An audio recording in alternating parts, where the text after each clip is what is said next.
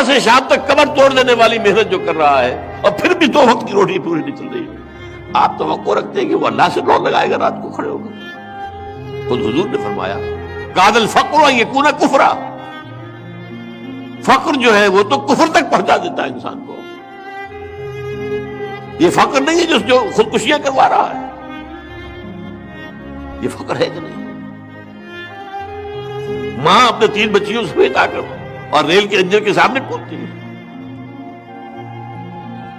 تو وہ کہتے ہیں کہ جب ایسا ہو جائے تو یہ ایک 2 دھاری تلوار ہے، ایک تلوار ہے 2 دھاری، ادھر بھی کاٹتی ہے ادھر بھی کاٹتی ہے۔ اگر ڈسٹریبیوشن آف دی ویلتھ کا نظام غلط ہے، ایک طرف انبار ہوں گے دولت کے، نتیجہ کیا نکلے گا؟ عیاشیاں ہوں گی، بدماشیاں ہوں گی، گلچھرے ہوں گے، سب کچھ ہوگا۔